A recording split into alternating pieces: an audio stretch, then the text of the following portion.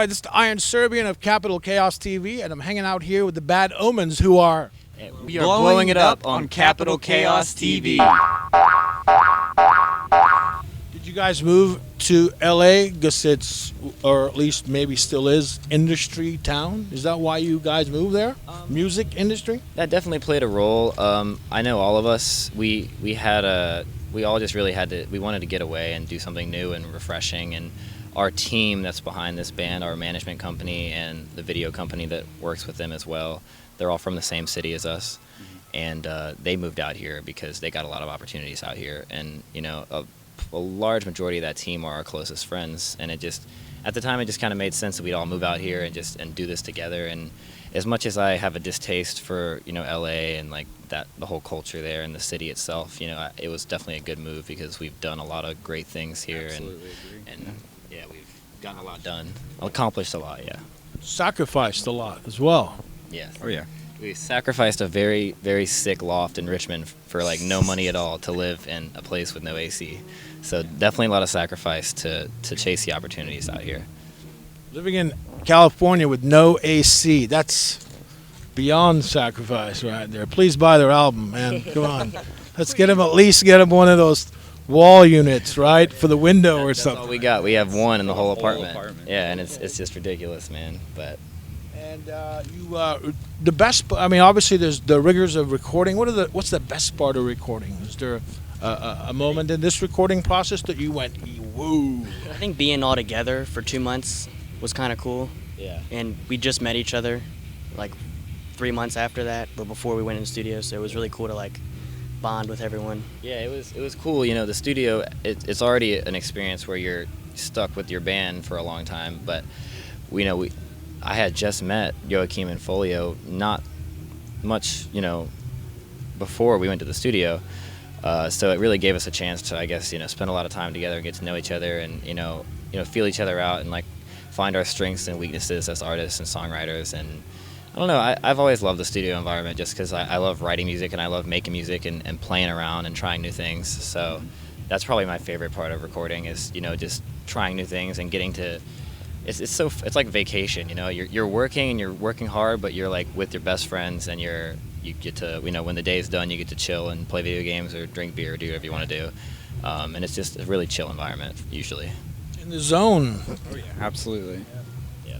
And you guys have played quite a bit. You did the Sumerian, was it 10 Years in the Black, is that right? That's the next Oh, one. yeah, that's coming up. Mm-hmm. Yeah, we did the Sumerian 10-year anniversary tour, but there's been 3 this year. There's the first 2 which we are opened, and then there's one in the fall, the 10 Years in the Black that you mentioned, and that's the one that starts October 25th, and we are on that as well.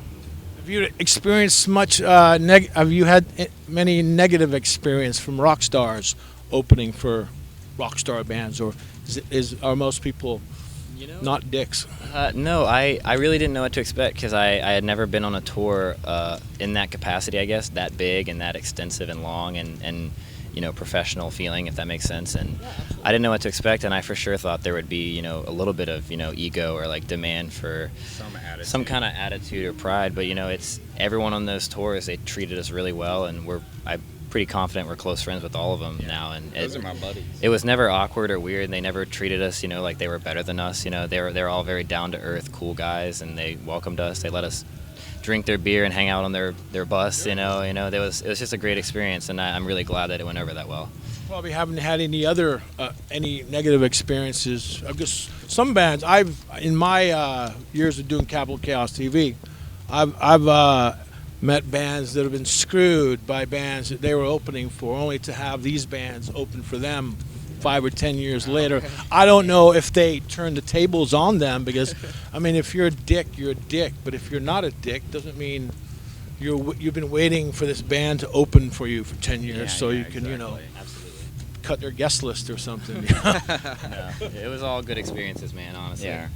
So after this, you're doing the second, third, or there's another leg of the Asking Alexandria, right? Yeah, That's the 10 Years in the Black. The tour. 10 Years in the Black tour with Asking Alexandria. Oh my God.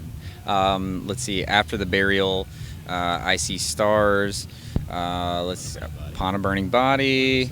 and Born of Osiris. It's going to be huge. That was everybody, wasn't it? Yeah. A Okay. A lot of great bands. Yeah, it's a huge tour. So, and it's probably the most extensive that we will have done to date. It's a 6-week engagement. All the venues are insane. The cities are insane. You know, the venues are massive, and I'm really excited to play those because we have, our set has it requires a really good sound system, I think, because of how many external instruments we use. So, yeah, I'm just really excited to, get to hang out with those guys again and also play these legendary venues, some of which I grew up going to, The Norva. Yeah. Oh my God, that's been a dream for me to play the Norva since I was 14. Yeah, there's one that you really like, great. right? That, Ram's Head in Baltimore. Oh wow. I've grew up going to shows there my whole life, so it's gonna be really cool to play there. Bucket list. Mm-hmm. absolutely. What gear would you like to recommend that you got going on? Do you have anything new, or do you have anything that old that you won't let go of? Yeah, I just got a couple new pedals, but the big things that I would personally like to recommend over those pedals, G&L basses. They're unreal. I have an L2000 model. It was recently just refinished by KLR Customs. Cameron did a great job with that. If you check out our pictures, like, he does great rates. Awesome dude. Outside of that, the number one necessity for any bass player in our genre is a Sansamp bass driver. So pick that guy up and you're good to go.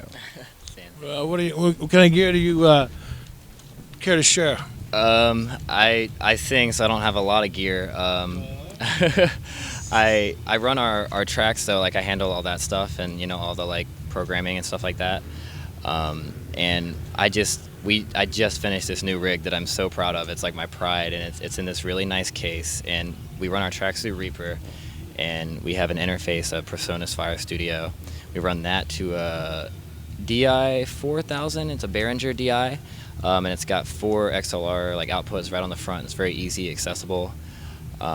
And honestly, that's, as far as like, I guess if you're a band that plays the tracks or needs a click, or you have, 808s or, anything that you need that you don't have a member to do at the time. Like, for example, our Swedish guitar player is not here, so we have his rhythm parts to balance the stereo field, live.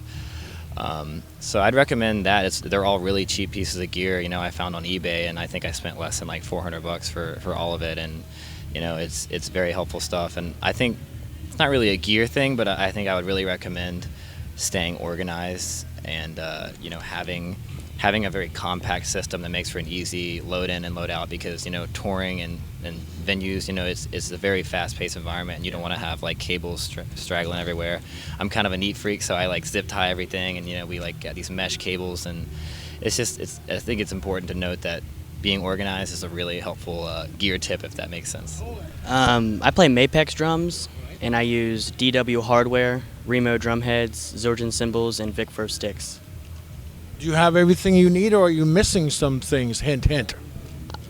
I would love to have Zildjian cymbals. Missing that Zildjian endorsement. If you're Yeah. watching this, Zildjian. I've praised that brand. I've turned down other companies to be with them, so Yes. that's what I'm gonna go for. We're gonna send this to you, and you better fucking give us one. Right on.